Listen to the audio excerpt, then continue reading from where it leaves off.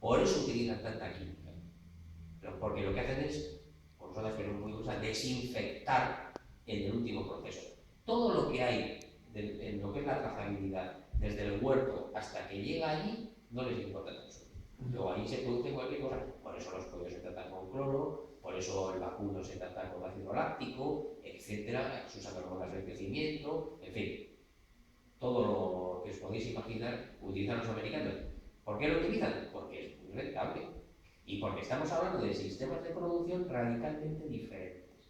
O sea, las granjas norteamericanas tienen de media 130 hectáreas. Las nuestras, las europeas, y eso que después de la PAC ya se ha ido concentrando, tienen de media 13. Ahí hay 2 millones de granjas, aquí tenemos 13 millones y medio de granjas. Con lo cual, ya estamos viendo de que estamos hablando de un proceso en el sector rural agroindustrial en el que el principal elemento productivo es el input técnico, es decir, la maquinaria, de otro en el que el principal input técnico es la mano de obra. Eso genera modelos absolutamente diferentes de producción y eso genera además un circuito radicalmente diferente.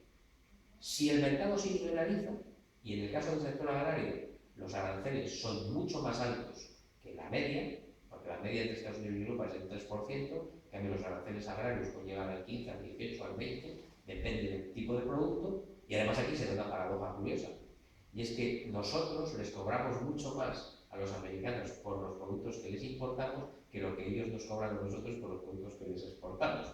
Encima hay una diferencia de arancel. Pero si se produce la liberación en una gran cantidad de productos, nos encontraremos en nuestros supermercados con productos mucho más baratos, porque están producidos con aquel tipo de esquema, si bien adolecerán de todo ese tipo de aspectos que hemos comentado, de perjuicio medioambiental, de calidad, etcétera, etcétera, etcétera. Efecto, tendríamos que concentrar aquí de nuevo para poder ser competitivos desde esa perspectiva. ¿Qué supone eso? Explotaciones mucho más grandes, mucho menos puestos de trabajo también y mucha menos calidad en la alimentación. ¿Quiere eso decir que los circuitos cortos de producción que tanto nos gustan en las ferias van a desaparecer? Pues no, no tienen por qué.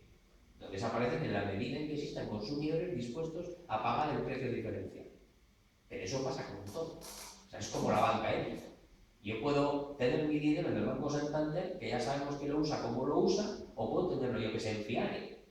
Pero ya sé que si lo tengo en el Banco Santander, igual me dan el 1,5% y me regalan un iPad. En cambio, si voy a Fiare, pues me van a dar el 0,5% y no me regalan nada. Entonces, esa es la decisión que tiene que tomar el consumidor. El circuito corto podrá existir, pero podrá existir tanto cuanto hay alguien dispuesto a pagarlo. Ya entramos luego en otras consideraciones, que es luego la avidez del productor a su vez, porque claro, aquí también podríamos hablar de la agricultura ecológica. No, y siempre va a haber muchísima gente que no tenga más remedio que comprar ese producto. Hombre, exacto, no, si eso está claro, porque al final, pero eso es como los productos ecológicos. El producto ecológico es mucho más caro. Por lo tanto, se dirige, en cierto sentido, a una élite, a la élite que los puede consumir. Aquí, yo, ya es una cuestión muy personal, le podría añadir una crítica adicional, es que son mucho más caros por encima del precio de coste.